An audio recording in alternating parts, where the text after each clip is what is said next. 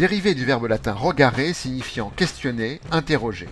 Le préfixe a exprime la privation, autrement dit, arrogare signifie privé de question ou privé d'interrogation. Arrogance désigne un comportement qui n'intègre ni questionnement ni interrogation. Le Larousse définit l'arrogance comme une attitude qui se manifeste par des manières hautaines et blessantes. Morgue. Nous pouvons donc dire que les attitudes décrites par le fameux dictionnaire sont consécutifs aux symptômes identifiés par l'étymologie. Ni question, ni interrogation. Une personne arrogante n'est pas effleurée par les questions, qu'elles viennent d'elle-même, qu'elles viennent de son entourage, ou qu'elles viennent des situations qu'elle rencontre. Une personne arrogante a trouvé refuge dans une intériorité blindée, à l'abri d'un réel par essence questionnant.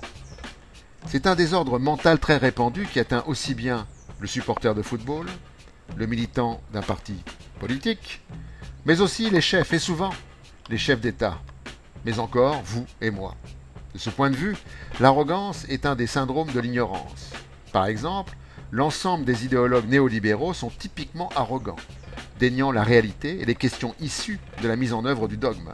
Ils se mettent à l'abri de la question par la répétition incantatoire des liturgies néolibérales, s'y enfermant de façon maladive. Le comportement arrogant n'ont que peu d'incidence pour le monde quand ils s'expriment dans un stade. Par contre, les conséquences sont plus sérieuses quand ce sont des comportements de chefs, et plus sérieuses encore quand ils émanent de chefs d'État. Enfermé dans un moi hypertrophié, l'arrogant chef d'État, pour ne plus être questionné, cherchera à annihiler la question en tentant, souvent avec succès, d'établir un régime totalitaire qui imposera le silence et où la question sera fichée S. C'est ainsi qu'adviennent les totalitarismes, par un désordre mental.